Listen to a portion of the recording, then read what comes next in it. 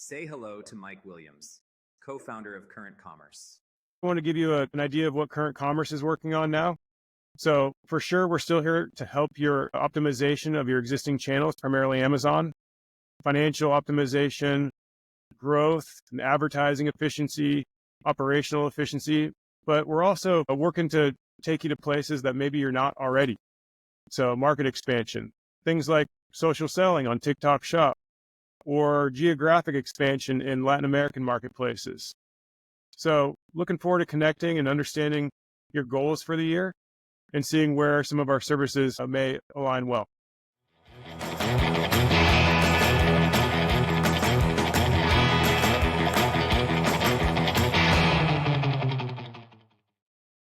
When you go up on the drop zone, just that tower that takes you to the top, it's like, are you ready? It's like, I'm never going to be ready for this. Ready or not. And then you just see beautiful Virginia. Those better mean something, Brad. They better mean something. So listen, I don't normally wear all these bracelets. You guys know that. I'll wear like one of them. However, I'm very jealous of the guys I see that can pull this off. I'll see these guys walking around with all these bracelets on. I'm like, man, that guy looks so cool with all those bracelets. And I have a lot of bracelets, I'll buy them with my daughter. I'll see one that I like. I don't like the big bead ones. I like the little ones. And I like the elastic ones. These ones that you have to pull are like a pain in the butt. But when I just put all these on just for, shits and giggles, it's hard to put them on. They get in the way when I type. And I don't understand how I'm seeing all these guys wearing all these bracelets all the time. Do they never take them off? Do they all have meaning? Because these all have meaning to me, but do they all have meaning? So I just wanted to see what it felt like again. And I realized I'm not going to do this. I can't do this. I don't think it looks good on me. And B, it's really difficult to get them all on all the time. So now I'm going to take them off. It started as, can you pull it off from an outside in? But now you don't know if you can pull it off from an inside out. If you can manage it. I mean, as I take these off, I'm going to leave one on. Although I do like this green one. This green one's kind of nice. But yeah, if you guys experience things like that, maybe it's bracelets, maybe it's something else. You've tried to do it, didn't work. I don't know. I mean, the guys that are usually pulling off bracelets, if they're wearing them in mass like that, I think they pull them off because they probably don't have to wear a shirt. And they have long hair and a surfboard in the other arm. Thanks a lot. So, okay, I can do this. This is fine. I can do this, Subtle. It's easy to get on and off. These are teeny little lava rocks. Pretty cool, actually. But all this other stuff. Getting to that age, if you can pull things off. I think on our last podcast, I was saying, guys, can I pull off hats that are not like baseball hats, like the wide brimmed flat hats? I'm not going to get back into it, but I never had these considerations before. Can I pull this or that off? It's just getting into old man phase, trying to have a different vibe than previous. I don't know. If Brad can pull off an American flag bandana and keep pulling in these thousands of views on TikTok, I mean, I had some regrets. I have some regrets from that show. I don't. You keep on letting your freak flag fly, bro. Yeah, I got more wigs. I got more stuff that I could break out. Today it was just and it was in a rush, and I was like, I'll do these bracelets. Let's just see if that's funny. If anybody else has any experiences with that. But yeah, the guys with lots of bracelets, more power to you. Because most of the time it looks pretty cool. But I'm getting a lot of bracelets made for me in my house with the age of my girls and their Swiftie fandom, right? Where she makes all the bracelets. So the craft kits come out and it's beads galore. And, the knife I've got, they're cute. It's, I love you, daddy, and blah, blah, blah, that kind of stuff. And I wear it for making them. But I remember making them as a kid. We'd make these cool, I don't know how we did it. These we kind of knotted them. It wasn't beads and all that fancy stuff they have now. And you would just have this board and this pin and the strings, and you would make these knotted bracelets. And I'm not ashamed to say it. I used to make bracelets. I'm missing one of my kitchen bowls because Avery has taken one of our kitchen bowls and like filled it up with a bunch of homemade Swifty bracelets. Oh, So yeah. I love it when those projects spill all over the floor. Those are my oh favorite. my gosh. I had tears because the string kept coming out and she had to restring it like 10 times. I'm like, here, this is not my forte, but let me help you. Yeah.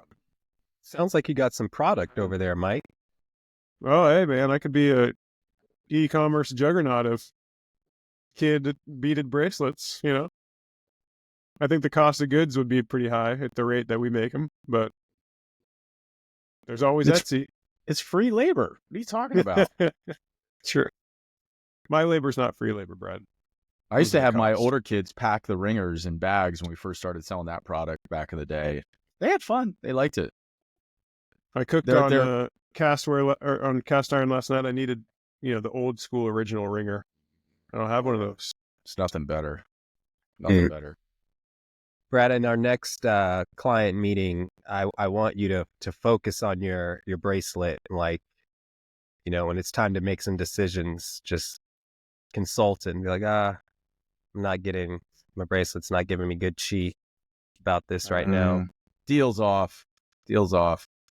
Speaking of bad vibes on client calls, there's been a number of those this week. Not client calls, but like kind of partnership calls. Mike, I'm not sure about you, but like, I feel like the young whippersnappers out there today they got some confidence. They got some serious confidence. Yeah. It's, you Not going to wonder take how the far, bait. You're not taking wonder, the bait. You wonder how far down to go down the path before you just pull off the road and say, hey, we're here if you need us. I mean, But I felt pretty like banged up after a couple of those calls. I came home and I said to my wife, I was like, honey, I'm old. Like, I had like 2 different calls with 2 sets of young guys and they kicked my ass. Like, they were solid, Wait a minute, are But, these millennials or Gen Z? Younger. Yeah. What's You before shoulda- millennial? Should have had me there. Dude, they Yeah. gave us a run for our money, But I think we dropped some wisdom on them. I think we came back and dropped some wisdom on them, and kind of said, "Hey, you should respect your elders a little bit more." But I don't know. I don't think they give a shit. I can break out my lifeguard voice because the first whistle, I tell you to stop running. Second whistle, you see a whole nother dynamic. Like, I'm going back to my heritage. Like, it's about to get ethnic. I had to So bite my tongue, man. I was like, no, you didn't. Anyways. well, why is the confidence misplaced? I wouldn't say it's misplaced completely. And the context is important. So like, we're not going to get into all of that. I would say that No, spill the tea. there's a difference. There's a difference between knowing how something works or having a theory and actually executing on it, or having experienced it before so that you can perfect it. Right. And and I think really what it came down to for me on some of these calls, not naming any names, was, hey, listen, I appreciate your energy, your motivation, your confidence, but there is a certain set of realities that we have to operate within that really go back to the customer experience, right? Whether it's how a consumer receives a product, or how a client is supported, or how a client is acquired. Right. And so having had a lot of different businesses over the years, client relationships, accounts, whatever you want to call it, the relationship, the good relationships are built on trust. And that trust comes from, performing and setting expectations and meeting those expectations. So, I just think it's just not possible to be that young and have gone through as much as we've gone through to, understand that. I don't know. That's the most politically correct way I can. No, I think that's right, though. It's like there's all sorts of enthusiasm, ambition, money to be made in certain, like, just different takes and angles in the e-commerce place, but it's like, okay, if you do that kind of hustle up offense, but you don't have some foundational stuff that's going to, what Brad said, support those clients, make it a good experience, then it might be a quick buck, but fall apart, right? Because there might be churn. So it's more so like, okay, what do we have in place to make sure our bases are covered so that the thing that we've found success in, like, is not just for ourselves, but for everybody involved, customer first, client, et cetera. So I also think there's a certain humility that at least I have acquired over the years. And, we all have egos, right? But yeah, there's a certain ego aspect of being young that, I have to remind myself of, like, hey, I was that age and I was very prideful and I had a big ego and I was trying to prove something to somebody and that was misguided, right? Like, it should have been proving to myself.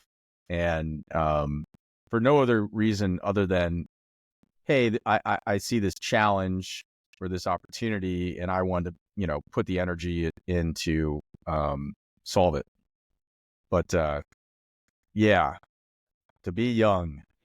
Oh. There's some transcendent universal truths to this, I think, that translate whatever industry someone's in. Because you reminded me about the wisdom that comes from being older, and age is simply the accrual of experience. I mean, if you've done it well. And I know when I was working at NBC and I got to Dick Wolf's writers' rooms, I had stumbled upon this quote by him saying that young writers don't know how to write drama because they haven't lived enough. And here I have 3 scripts in my back pocket, and I was like, well, I'll show him. Yeah. I'll show you. I don't know drama. You don't know my life. And now, what is it? It's been like 9 years since I left there, and I get what he's saying. And so now I'm super grateful for everything I've gone through in between when I read that quote and now, because I didn't know I had so much to learn. But when you're young and you're getting into any space, you're getting a seat at the table, there is this veneer that you want to present, I do belong here.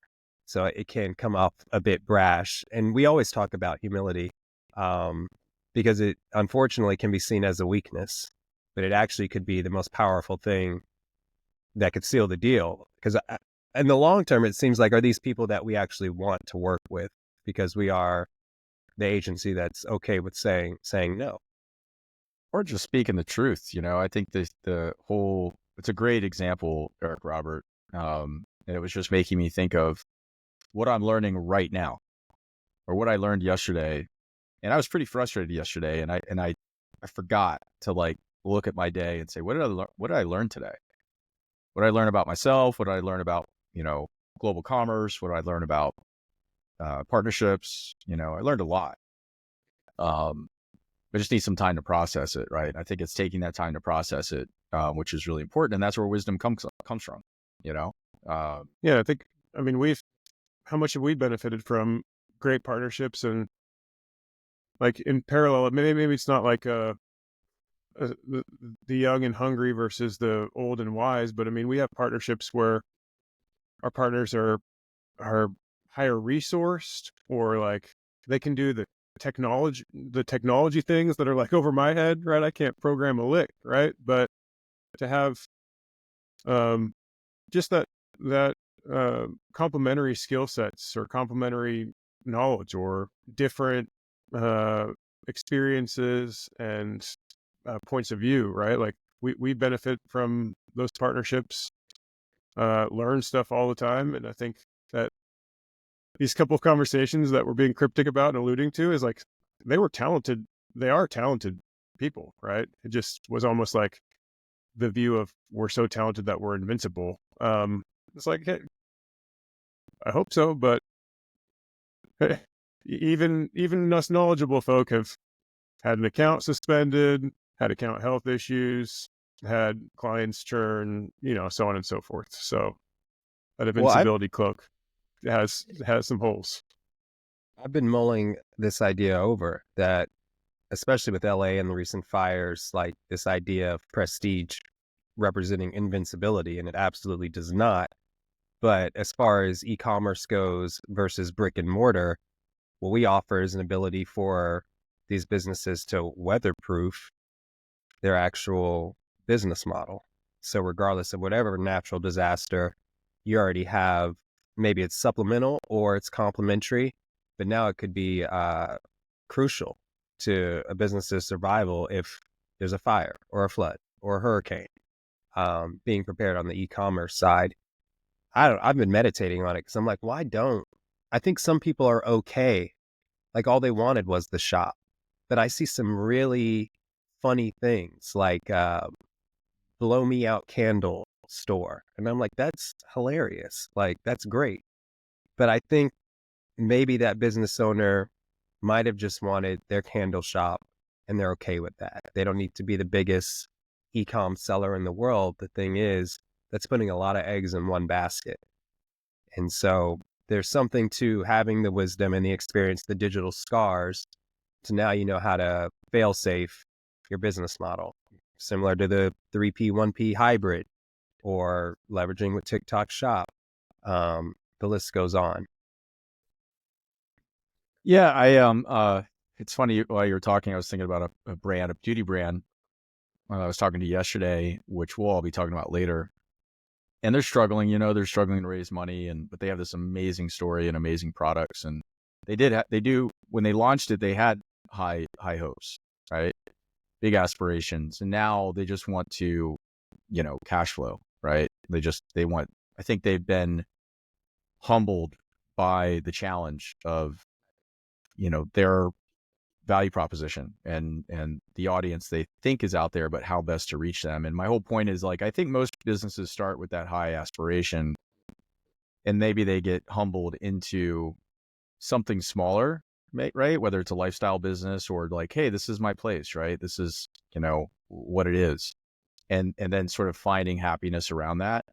And that, I understand that. Because everything I ever used to touch was like, oh my gosh, I want this to be $1 billion thing and want to retire with all this money and all that stuff. And now I'm more, I think, practical about it. That saying, what is for you will not pass you. Like I go to that all the time when I'm overwhelmed with the opportunities in front of us.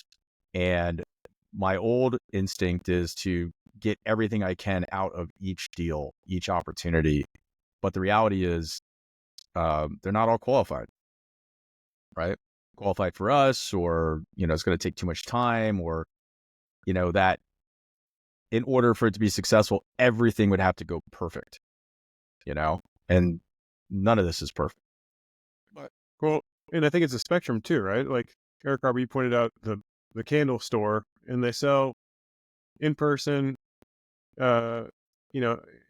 in retail, right? And like COVID changed a lot of that, forced a lot of brick and mortar stores to learn e-commerce quickly.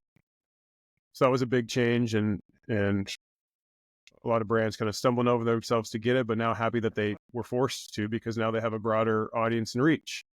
So going from brick and mortar to e-com is one step, right? But like we have a client that has a super successful, local swimwear store.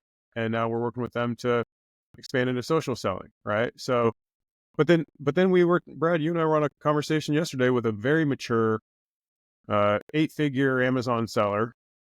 But so they're there, but then we're like, hey, what are you guys doing on Walmart and Target? Like I see your listings up there, and they're like, oh, that's not us. That's actually like unapproved sellers. Those listings shouldn't be there. Can you guys help with that?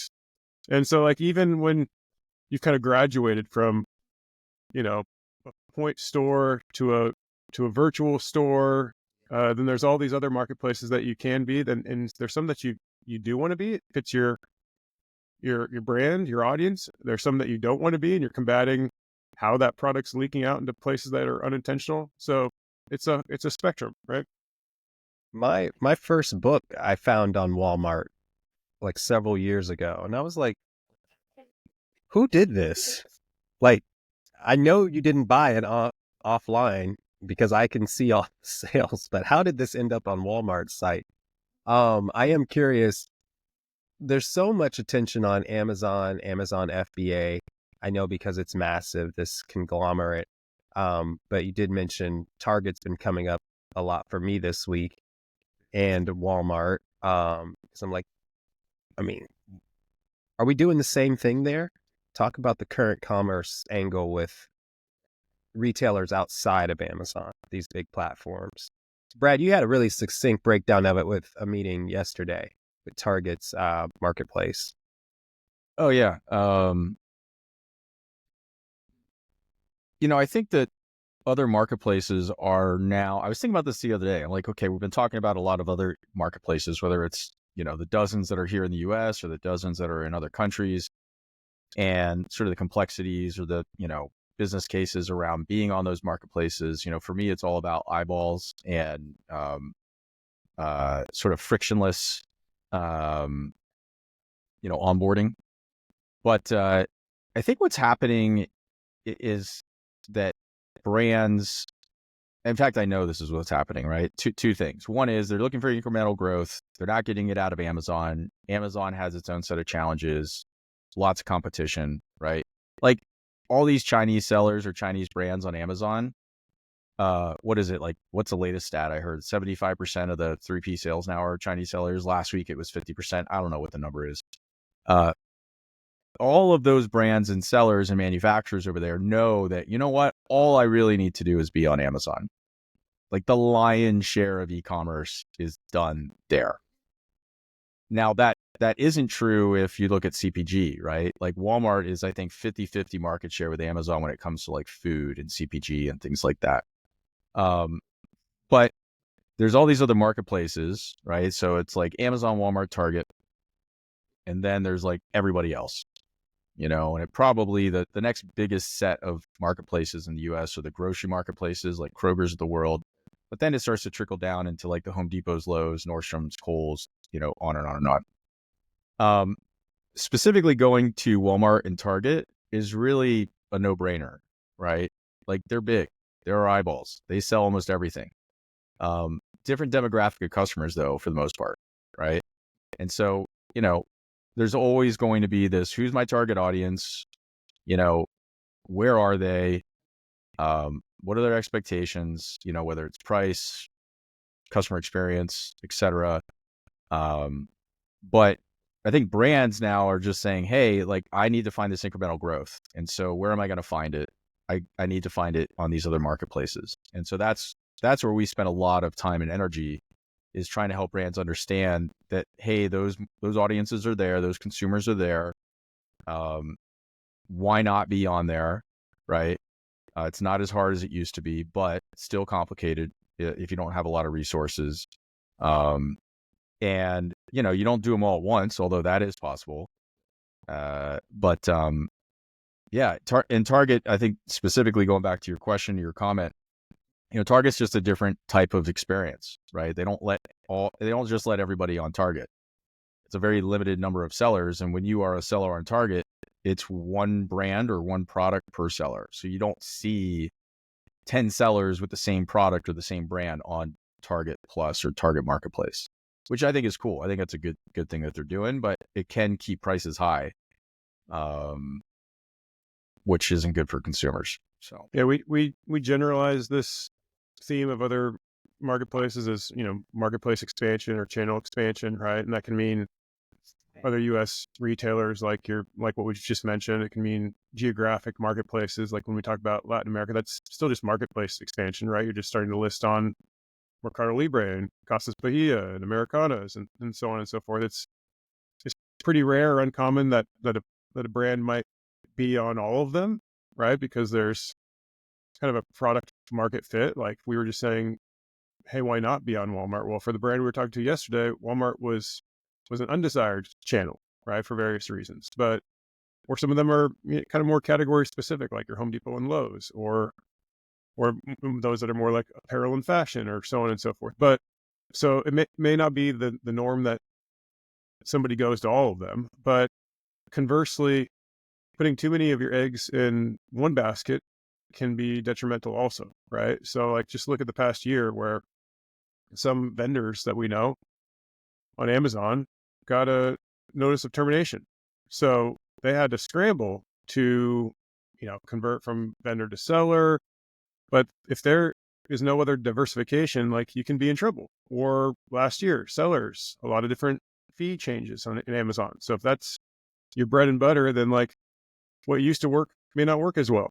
So it is, I'd say, a general truth that there are a handful of other marketplaces that can be a fit that are probably unactivated by brands because of preconceived notions that it's hard, or they need an invite, or it's competitive, or that it's logistically challenging to get their products to those marketplaces to be fulfilled to those customer groups. Like, so generalizations, but channel expansion, diversification, both in terms of growth, but also for risk mitigation. Yeah, diversification in supply chain is a big topic with the tariffs that we discussed last week. But it's shaking things up, and word on the street is, Europe's going to have to put up some parameters so that China's inventory doesn't just get dumped there because it's not getting, shipped to the US how it used to. What's your guys' take on diversifying as well as localizing logistics, operations, supply chain, order fulfillment strategies? Mike, if you want to take a stab at that, because you can go in a lot of different directions there, but I think it starts, one way is to go backwards, in the whole answer to the question, right? Like marketplace all the way back to your factory, your supplier. But I think the more practical way is to go from the supply side to the end consumer. But Mike, it's your supply chain. You're the supply chain wizard, I'm a broken record on this stuff. A lot of it is more informed by analysis, right? So, where is my product made? Where is my product currently inventoried? Where does it sit? And then what marketplaces, what marketplaces, what customers, what geographies are a fit, right? So now how do I bridge the knowns where I make my goods, where I store my goods, to what target audiences exist out there? And then how do I bridge that gap, right? Is it like turning on a new lane, right, for fulfillment? Is it just pushing your product listings to more places and testing demand, right, and seeing where that comes from, and then leaning more into solutioning that? That's what we do with a lot of, just to give an example, or we're pick on one form of channel expansion. That's what we do a lot when we talk about LATAM, right? It's like, we don't say, hey, your goods are going to do really well in Brazil, specifically on Mercado Libre.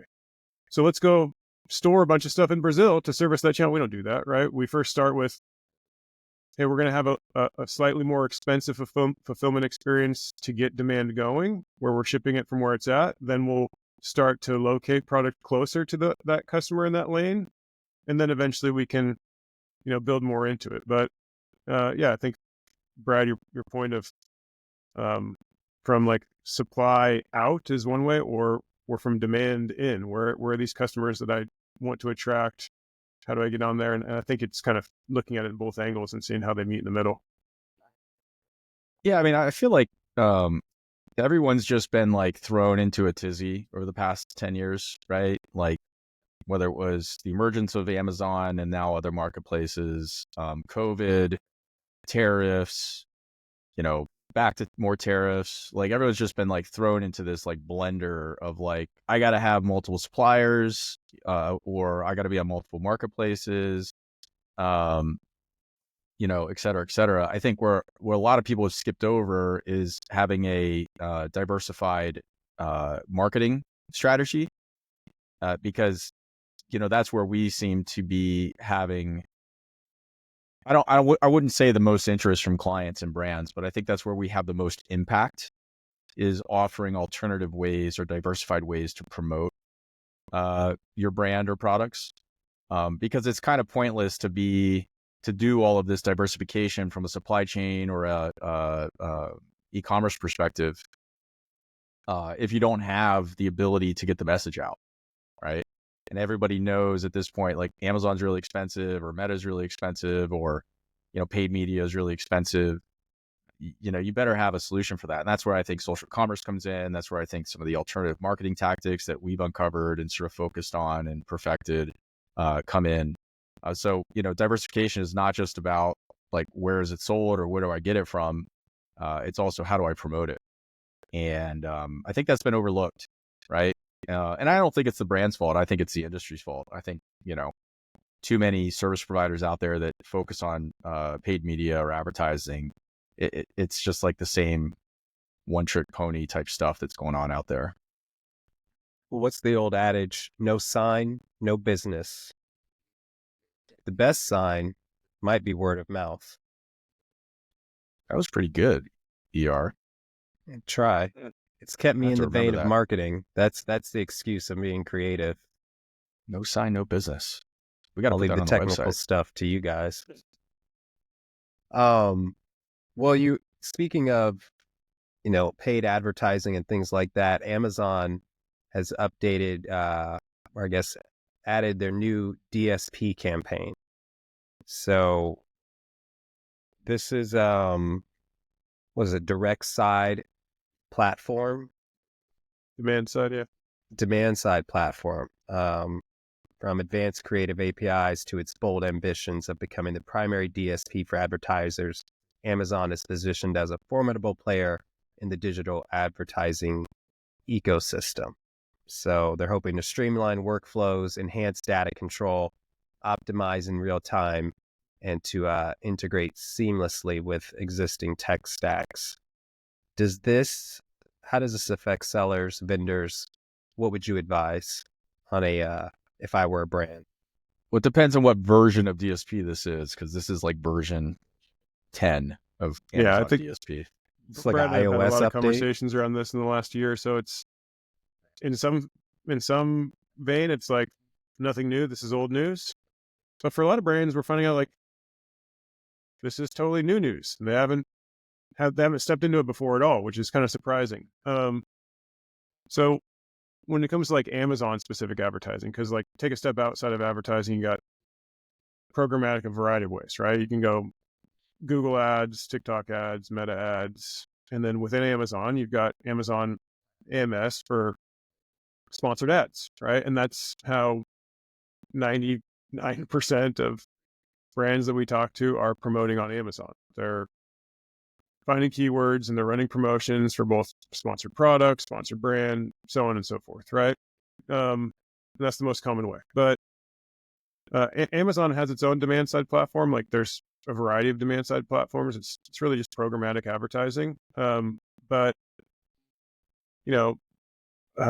Meta has its own proprietary data, right, that it's collecting. And all of these guys plug into other third-party data that they're enriching audiences and so forth, right? So Amazon's version of it is a lot like the other versions of it because they're plugging into other third-party data, but it's different because they have whatever's under the hood at Amazon, which is a lot of information, right? They know a lot about their shoppers, their consumers, you and I, likes, dislikes, but they also know first-party wallet data. What are these people buying? When are they buying it? So on and so forth. So the Amazon DSP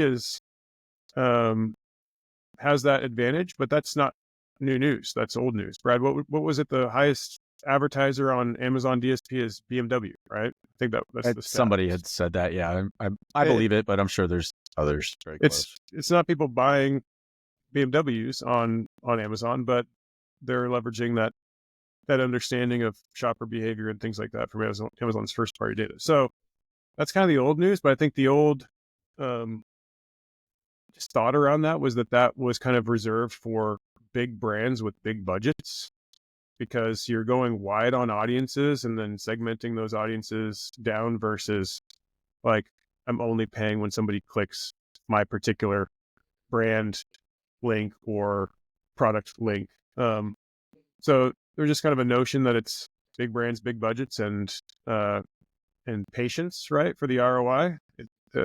Largely like casting a wide net for awareness. But Amazon's been like making a big push to make it more approachable, right? There's the whole non-endemic advertising push of last year where they're trying to get more advertisers on Amazon that aren't advertising products that you buy on Amazon. It's like an advertisement for the local barber shop, right? And how they know about people that are need a haircut at that point in time, right? Like, who knows? And now just the constant progression of AI use and features that are coming out with the Amazon DSP, but it's to make it better. But I also think that it's to make it more widely adopted than what it has historically been, which is adopted big time by big brands with big budgets, but now trying to make it for more of the masses. Yeah, I can't add too much to that. I mean, to me, Amazon is probably in the best position. They are in the best position to expand all kinds of advertising services to everybody, right? I mean, the combination of first-party data and other data sets, reach, right? Like, how many different people can I get your ad in front of? Sort of the power of the audiences. I think AI is going to play a massive factor in this, right? We're already seeing it. We see it all the time now with just, basic Amazon stuff, not coming necessarily from Amazon, but coming from other software companies. And so it's just, it's all about getting your product in front of the right eyeballs, the right people at the right time, and, costs have gone up. So people have an appetite for better ways to do things. Like, if I'm going to spend this much money, like, I better get results, right? But that's where I think some of the alternative stuff comes into play. I think there's just different ways to do it nowadays. I think some more cost effective than others, and kind of low risk, right? Like, we talk about it all the time, Eric, Robert, and Mike, like, with TikTok Shop, right? Like, with the creators, with going live, the halo effect of that, it's really a time investment more so than it is anything. It depends, right? Like, you go hire models or you go get a fancy studio and stuff like that. But Eric, Robert, you've stressed to us, and we've seen it firsthand that, that's not necessary, right? So not to digress too much there, but Amazon's going to continue to expand their capabilities. And oh, by the way, the margins on stuff like that are massive, right? Like, margins for Amazon's moving a product from A to Z are not as good as, you putting your software in their cloud, right? Or you watching a video, or, doing your advertising with them outside of Amazon. So they're going to continue to do that as a business. And yeah, it'll be interesting to watch the battles between Amazon and Meta and, kind of these other big players in the space. Yeah, it's not just the positioning that they have from the data that they capture, right, with their consumer base, but it's also all their own properties, right? Like, they can put ads in front of eyeballs on Amazon.com, the most trafficked marketplace, but they can also do it on Prime Video, Whole Foods, Twitch, like any of your Amazon, your Kindles, your Fires, all that kind of stuff. So there's a lot of owned assets that they have that they can take advantage of that real estate for promotion at a very affordable cost. So if you haven't checked out Amazon DSP because you think it's too big or grandiose or expensive, like, it's another thing that we can run a quick analysis on and see if it. Well, it definitely made it easier at this point. Yeah. Like, real quick, just to say, like, it used to be expensive. Like, there's a minimum spend. I think it was like $50,000 a month. Then that got reduced, and it's got reduced, and now it's got expanded, right? So it's kind of for everyone. Anyways, Eric, Robert, and I think you had a comment. Well, I'm going to stay in this vein, but before I forget, Mike, I think you just inspired a cover to a new song, because I like big budgets and I cannot lie. These other budgets can't deny. Just saying. That song, unfortunately, gets played in my house way too often. That's awesome. And I tell my wife, I go, honey, I think this is inappropriate for the kids. And she's like, I don't care. They love it. I'm like, oh, That's like the yeah. cleanest song out there these days. it's true. So speaking of digital real estate, this is a nightmare. This is the stuff that will seep into your midnight slumber, so to speak. And this is terrifying. But there have been brands running tests to see if they can market in people's dreams. What? And this is a survey of, I think just 1,000 people. But people are reporting like having advertisements in their dreams. Oh my gosh. This Like, is where does it stop? interesting timing, Eric Robert, because I had some really wild dreams last night. And I love dreams. Love them because they're just so wacky and it makes me feel like there's something way more powerful out there than I am. But this is crazy. I don't know what do you do? Like send subliminal messages to us all day long and then hope that it shows up in our dreams? Like how does that work? Is my Google Nest like pod, whispering things to me in the middle of the night while I'm sleeping? Well, like Probably, you that's a said, good like one. I mean, it's so apparent, but Prime Video, Amazon, you're just sitting there watching your show. And next week you have like 20 boxes at your door for something. I was like, I don't know if I really need this, but how they can leverage the entertainment side with the actual, their bread and butter, the retail model. It's kind of breathtaking. I think baby steps might be in order here. Like I remember I used to work at a big telecom and I had this idea to basically turn your ringtones. Remember we changed your ringtones? That was a big deal on your phones. And I was like, we should, sell advertising space to brands so that basically we'd pay our customers to play like an advertisement as a ringtone. So when you get a phone call, it would say, drink Coca-Cola, and everyone around you would hear it, right? That didn't go anywhere, but that would be a baby step, in my opinion, as opposed to trying to get ads running through my brain. I think that also could really backfire, because no, you don't have any control what goes on in there, right? So I don't know. That's wild stuff. I just went into like that would be an excuse for someone to get out of a crime. Well, I just couldn't stop thinking about Coke, and if I hadn't been so jacked up on sugar, I wouldn't have ran that red light, something like that. The liability. Yeah, I mean, I don't know. I'm trying to think of like what I'd want to dream about as far as a brand. The other day I had a dream like I was like able to jump really high and I was just jumping like 30 feet in the air like Hulk does to get around. And it was like normal in my dream. And people were like, oh, wow, look how high he's jumping. But, and I was just doing that. And so I just got a new pair of Hokas. Maybe that's why I had that dream. I don't know. That's interesting because I used to have those dreams quite often, but I never had it where there was a reaction from other people. So I think that might say a lot about your psyche. I don't know. But yeah, well, I mean, look, Elon's working on embedded chips in your brain and stuff like that. So I don't know. It's going to What be do wild. they say in Harry Potter? He who must not be named. Man, you're dropping lines today, dude. I like it. I got I wish I bars had all that day, capacity. dude.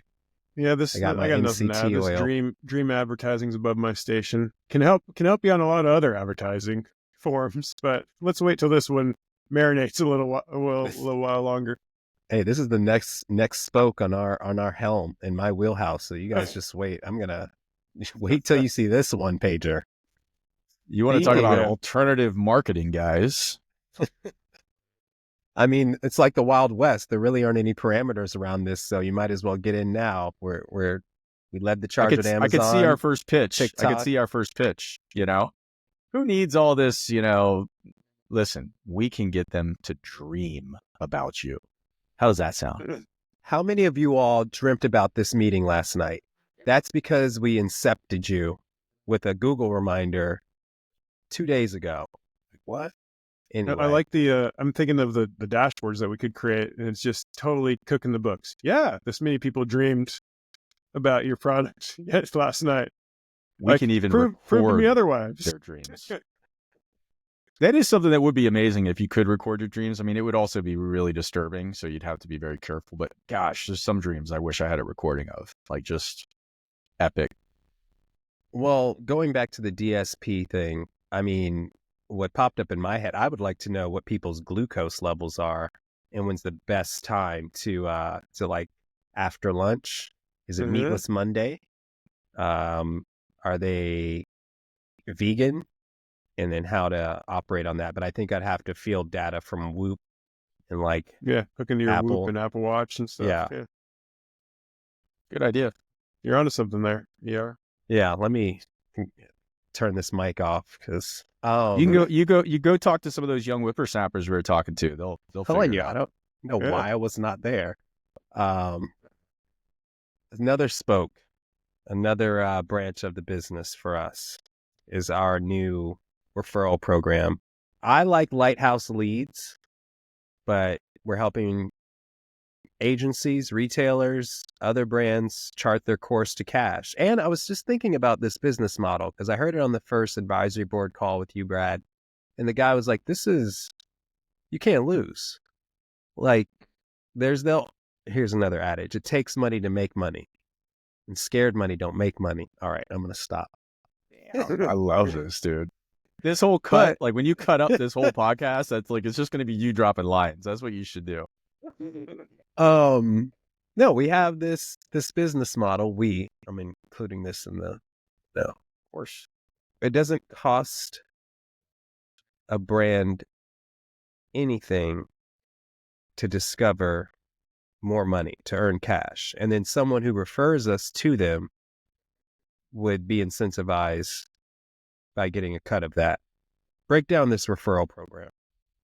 So I'll take a stab at it. So, I mean, look, at the end of the day, I think most businesses, especially those in our space, they're living and dying off referrals, right? Marketing isn't terribly effective. I do think content kind of like this is effective. And so we need each other. And there are definitely things that we don't know how to do, but come up in conversation and vice versa with our partners. And so for us, we just wanted to formalize it. We just have so much networking going on and so many relationships that, generate opportunities and collaborations. But, time to grow up and formalize it. So that's what we've done. I like Lighthouse Leads. That's pretty cool. You can't name it, or you don't name it, you can't sell it.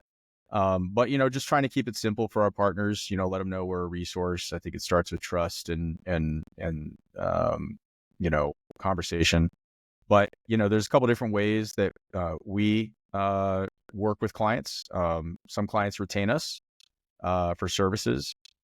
Some clients consign products to us, or we buy and sell their products. And then other clients will use us maybe for something like a la carte, right? Help me with my ads, or, help me with the strategy. It could be like a one-time project, professional services, things like that. But most, it really kind of comes down to services and resell, and then reimbursements are huge, of course, can't skip that. With each one of those categories, right? Audit / reimbursements, services, or say resell,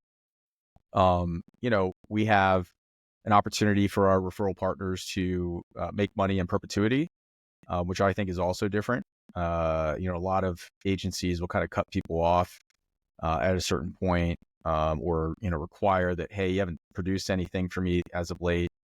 We want those brands to be a part of those clients' journeys, as much as possible, and then reciprocate, right? So most partnerships are not going to go very far if there isn't a quid pro quo, sort of activity going on. So leads from them, leads from us. We do our best. And we try to stick with partners that, bring something to the table with our business model, right? Like we don't do logistics per se. So 3PLs, right? We don't necessarily do, like content creation per se or branding. So, those are great partners. We don't do accounting, right? Those are great partners. We don't do fundraising. So VCs, PEs, those are good partners. So like, where are you in the ecosystem and where aren't we? I think is the, what we look for. And then just making sure that, people are rewarded for their intros and the relationships that they nurtured over time that are now being handed over to us. So yeah, we're super excited about it. Be on our website and we'll be communicating out and we'll be growing it and evolving it over time for sure. Yeah, I think it's partnerships made easy too, right? Because you hear me over and over and over again say, just run the analysis, just do the audit, do the assessment, right? But that's largely where we start. We're pretty confident just from our track record that when you show a brand the mirror on their business, like their e-commerce business, hey, here's what's going on in your financials. Here's what's going on in your growth tactics, marketing, advertising. Here's what's going on in your operational infrastructure and overhead. That like there will be opportunities, and then very unlikely that a brand doesn't move forward with even just one, right? So we try to make this partnership intake and qualification super simple with our partners too, right? It's like, hey, we will likely find value for your clients in more than one area, but all we have to do is look, right? And if you can help us get that look, then it's valuable information to your client. If they find that there's something that they want our help with to move forward, then we share in the spoils, right? And the client benefits the most, and then we kind of split up our piece of it, right? But it's just super simple to look to where the opportunities may lie. Yeah, I mean, let me try to add a thing to this too. So the current commerce referral program, right, is not new, but definitely we're trying to, formalize it and make sure it's scalable and we can support our referral partners, which I think we've done a really good job of. The 3 ways that these partners or any partners out there could potentially make money, I think are pretty clear, right? It's reimbursements from our big audit or audits, it's services rendered, and it's resale proceeds. But I think there's a 4th benefit to partners here, or a 4th way to kind of, I wouldn't say make money, that is important, but also just to gain credibility. And I think a lot of times when we get a referral, it's not necessarily because our partners want to make money, right? That's great. But it's because they want to help. Like they want to help their customers, their clients. They came to them with a problem that they can't solve, however which way it came up, and they want to feel like they can help them. And I think that's a basic human nature, and it's just good business. And no matter what happens formally with us and a referred client, I guarantee they're going to come away with something. They're going to come away with maybe some answers they didn't have before, some knowledge they didn't have before, a recommendation they didn't have before. We're really, really good about that. And, so call it karma, call it doing the right thing. I think that's just invaluable. And then that way, that client is grateful. They're thankful, to the referral partner. And that partner, probably continues to grow business with them any which way they can. So I think that's a big piece. I think a lot of times I don't know, I know about me, like I've become a lot more careful and selective of who I refer people to, right? Before I was just like, oh yeah, I know this guy, and like, go talk to them and maybe they can help you, and like, just kind of like fire and forget. And now I'm like, well, you know what? Like maybe you should talk to this person, but here's some background, right? Or this person may be a better fit. Here are the reasons why. So I put a lot more thought into it now than I used to, because I want them to get the solution they're looking for. So. Yeah, you just reminded me. You're going to meet him. You guys will meet him. I have this billionaire friend. I've mentioned his son's ideas to you, but I invited someone else to a barbecue at his place, and I had never really hung out with this person I invited, and I was invited. I said, hey, can I bring them? And these are 2 polar opposite people, like billionaire, guy really down on his luck, like barbecue sauce. I need a job. Like, I'm like, oh my God. Like, I called him the next day. Whoa. I'm like, hey, thanks for having us over. I'm sorry. Like, so I think making an introduction, it can almost make or break your own reputation. And so I think there is an act of mindfulness in that. But as you're saying, establishing that ethos, that credibility, and it brings some more value to the table, like some humanity. And I just like how it's cyclical, like everybody wins. And there's no way a business could lose by discovering this data, whether there's money to be had or not. Like, it's going back to one of our first episodes, like the doctors, the full panel diagnostic. Like, I want the whole gamut. I think that's what you said, Mike. Yeah. If somebody's got perfect health, perfect e-commerce health, great. Now you know, and maybe there's not a solution to be had on it, but that's more uncommon. So it doesn't hurt to have that validation, that sense of mind that you've looked. Heck, we had a client yesterday that is covered in one regard, right? They have an agency that does their advertising and things like that. It's not us, but they were interested in the big audit to say, hey, let me just have some accountability here and take a look if the service that we're getting is up to snuff. So information, checking in, like preventative maintenance, it's all good stuff and doesn't hurt. What do they say? Have a pulse on your business. Do you really know, the heartbeat of your business? And I've learned that if you track it, it will happen. So, Is that a line? that's a lie. You just make that up? No, Oh, okay. Sounded like a line. it's really the secret to all my success. Daily meditations from Eric Crawford. In any case, well, this conversation took some dynamic twists. Time just flew by. I'm really glad I could, pick your guys' brains. But I think we've made some good headway here. We'd offered a lot of insight. Brad, I do want to say, what is for you will not pass you. I'm not in love with that saying anymore because it makes it sound like the sickness I had last week was supposed to be for me. That's unacceptable. Hey, it's not. It's there's two ends of it, right? So I try to think of that and say that in a way that is constructive, right? To keep me grounded, not force the issue, not dream of things or ask of things that maybe are a little unrealistic. But yeah, I'm sorry you got sick, man. I mean, it was definitely for you, and you're gonna come out. I think you're gonna come out better, right? Like, I mean, you will actually come out better, right? Like feeling better. But yeah, that's just going around, man. So everyone's getting sick. It's insane. Like, I've been sick 3 times in a month and a half. I'm like, am I dying? What is happening here? So I'm getting on the vitamins. I'm getting on the B12 shots, washing my hands a lot. Frankly, just staying away from kids completely, which is hard to do because I have 4 kids. So, Well, it's the season of recovery, revenue recovery. there we go. Man, you're just on it today, dude. You don't even need us on this podcast. You should just do it on your own.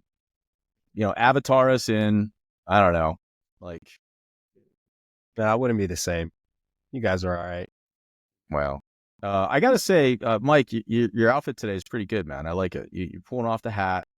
You got the blue going, It's just a question of if I can graduate into the other kinds of hats, Brad. I mean, we got a lot of hats at our fingertips right now, believe it or not. But You absolutely can.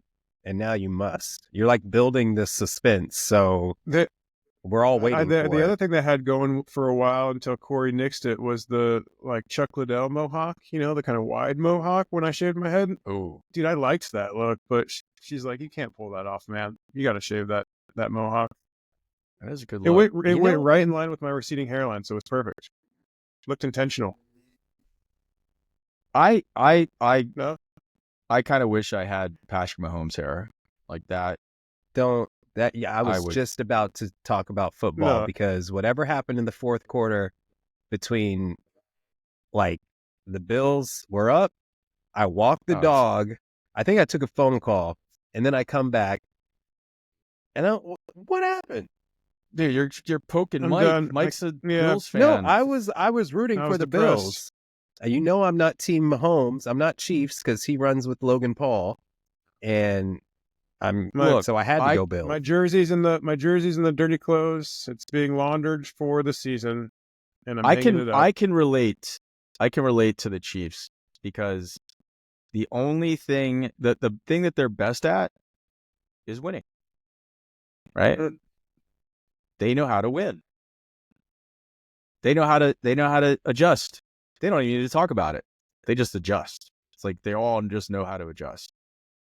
You know? Whatever. But, I don't like this conversation. And his hair is amazing. Like, I love his hair. It's insane. I don't want to talk about the Chiefs. Next year, buddy. Allen's going through what Peyton Manning went through. That's all. Right? Same thing. You can edit this part out of the podcast because I don't want to give Absolutely them any not. press. Yeah. No press for the Chiefs. All right, guys. I'll see you later. Toodaloo. It's been good. See you, boys. Ciao for now.